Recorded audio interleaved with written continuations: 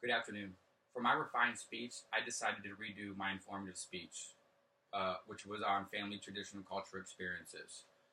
What my family does traditionally is we gather during the holidays, usually Thanksgiving or Christmas. Christmas is usually the best. Most people are, there's more family members that are able to attend. And we make tamales. I know it's not a unique tradition. I know there's other families out there that do it as well, but it's unique to my family just because the way we live it, the way we work it out, the way that we turn it into a festive experience, more of like a cooking party than a workshop. It does take a lot of intense work, a lot of hours to go ahead and make these tamales. What we do is we gather around Christmas time, about 15 or 20 of us.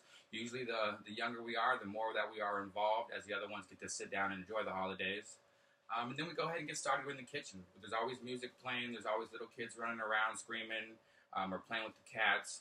The most important thing is to get everybody assigned a certain job and then work on the masa. Without a good masa, you're not going to have a good tamale.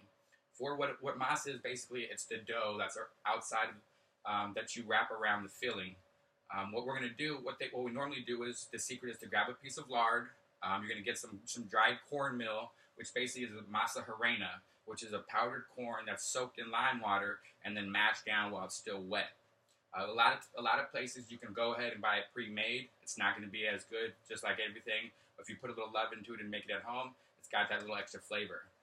Once you go ahead and get the masa prepared, you get it all mashed up. There's actually a little technique that was passed down through one of my family members to test to see how soft and buoyant the dough is, and that's to go ahead and drop a little ball into a little glass of ice water.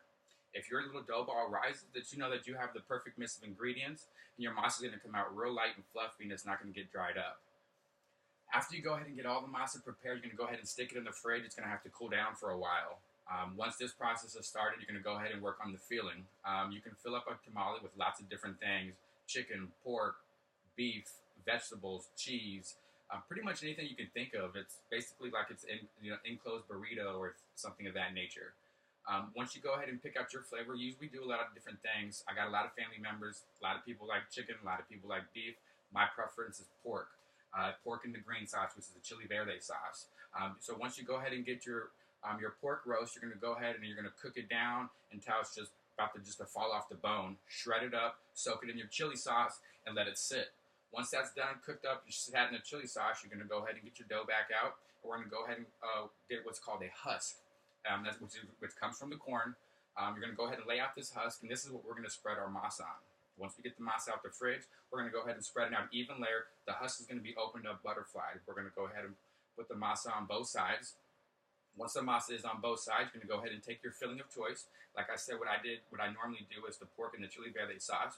Go ahead and put that in the middle of one side of my masa, and then fold it over. Once you do that, you can go ahead and close the ends, fold up the back end, and we're going to tie little husk string just to keep it closed.